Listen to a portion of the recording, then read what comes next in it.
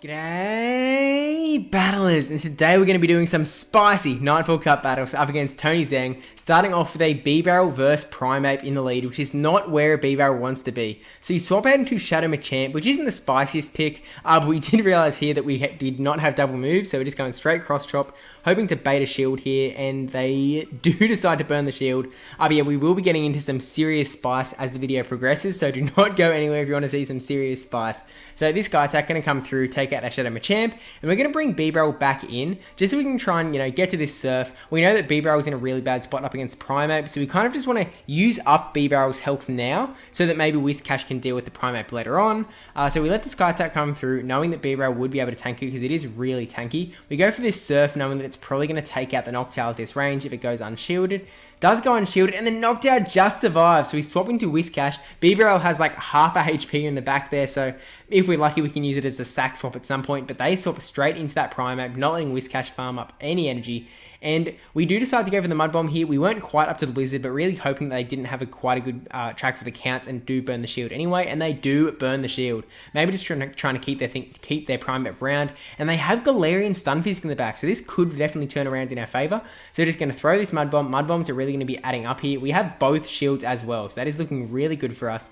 A little bit of lag, but I'm not sure if we're missing too much in the way of quick moves, but shield off the Rock Slide there, which is a little unfortunate, but a Rock Slide at this range would really chaos. So we go for this Mud Bomb, and then are hoping to swap out now that our switch time has just gone down, and then maybe catch the charge move onto B-Barrel. But unfortunately, it turns out it was a CMP tie, so really unfortunate there, because we had the counting correct, we just were a little bit late. So we decided to farm up some energy, take it all the way down, and then we thought we saw the Blizzard as the battle was going down, I actually remember, so I was like, oh, actually I have the Blizzard, so may as well go for that to make sure, but we didn't have the Blizzard, so yeah, we go down there, and even a Mud Bomb would not have been enough to take out Primeape at that range. So there's GG's on round 1, and going into game 2 with Licky versus Gallade. We actually did do 2 battles before now. I think they won 1 and I won 1, but I forgot to record them. So we are going to kind of game 4 here with Licky, now up against that Alolan Sandslash. Now we didn't really have a better answer up against that Alolan Sandslash in the back, and this Licky is actually the wrong one. I have one that has Body Slam and Earthquake.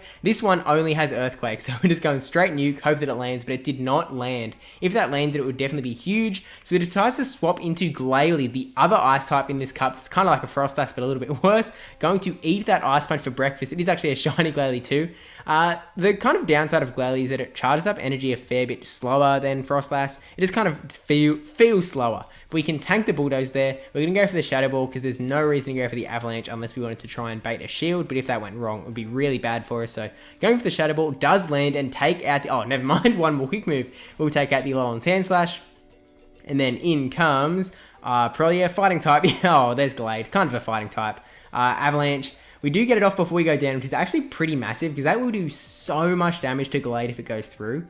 Does get the shields, that is all good. We're in this 2-0 shield again, situation again, but in that last battle, it didn't go so hot for us in this situation, so we bring in Licky, hoping that they do burn the energy, and they burn the energy, trying to avoid a Body Slam, but little did they know we did not pack the Body Slam at all. So burning up the energy, and in comes our Torterra, Razor Leafing away. Doesn't quite take out the Gallade before a charge move comes off, but again, we have both shields, so we can burn a shield here, Razor Leaf down, and have a fair bit of energy to go onto whatever's in the back. They actually swap out into Galarian Stunfisk, so we're kind of thinking here, okay, do we have enough health, a shield, whatever, to be able to get to the Earthquake before Stunfisk can take it out? I'm kind of thinking the answer to that question is no. So instead we're going to go for the Frenzy Plant here instead. Hope that this does enough that we can take out this Stunfisk before it gets to another Rock Slide.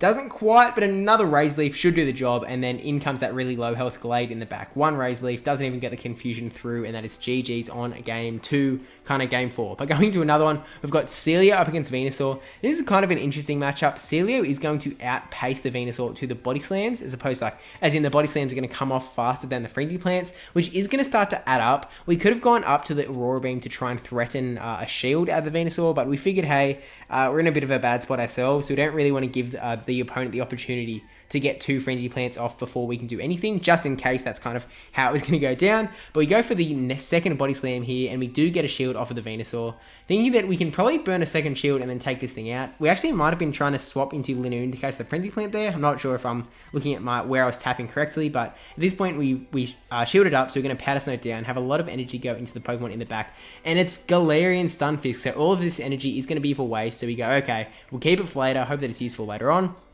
Bring in Gastrodon, who's going to be doing a lot of damage with these Mud Slaps. We can take an Earthquake, because Gastrodon is another one who is super bulky. In comes that Wigglytuff, and we get a Body Slam off before we go down, which is definitely really nice, because whittling down that Wigglytuff even a little bit is definitely super good. So we bring it down to almost half health, bring it down to half health with that one extra Mud Slap. We bring in the Celio here to burn this energy, because seeing as the energy isn't going to be useful up against the Stunfisk, we really just want to use it up now any way we can. We had the back-to-back Body Slams ready to go. We'll take out the Wigglytuff if the shield doesn't come up.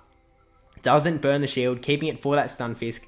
So our switch timer wasn't quite up yet, so we just farmed up energy for later on and then swap into this Linoon as quick as we possibly could, because we really need to get to these charge moves to burn the shield off of the Stunfisk and then land a charge move. So in a bit of a rough spot, they go for the Rock Slide, which I think is the wrong move there. They probably should have gone straight for the Earthquake, but we get this Grass Knot off now. Probably going to burn that last shield off the Stunfisk, which we do, and then we have to get to another charge move. I'm not sure if a Grass Knot does KO at this range, but here comes that Earthquake, and boom, that does a lot of damage. And at this point, we were trying to go for the Aurora Beam. We're like, oh no, we're not going to get there, and touch the Body Slam, but we like over tapped. And I think at this point, Aurora Beam actually would have taken out Galarian Stunfisk at this point.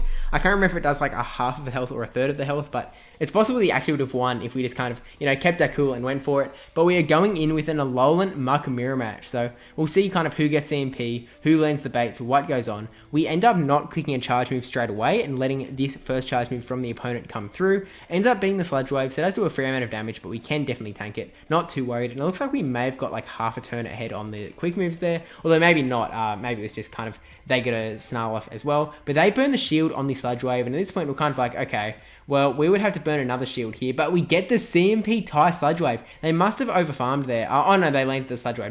Never mind. I know what I'm talking about. I'm a YouTuber. I'm a PvP YouTuber. Yeah, but they end up going for the Dark Pulse, which you can tank, and it means that we're going to be able to get to a Dark Pulse before we get snarled down, unless they swap into Noctowl. Noctowl is going to take out that Muck, but because they're switch locked now, we're able to bring in this Shadow Articuno. Shadow Articuno is going to be doing a lot of damage here, but it's also like, very squishy, so really can't take a single charge move from anything.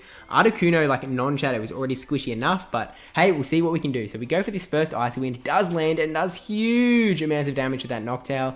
We'll see what ends up coming in here to fight away our Shadow Articuno. We've got a Hitmonchan in the back as well, which is some serious spice.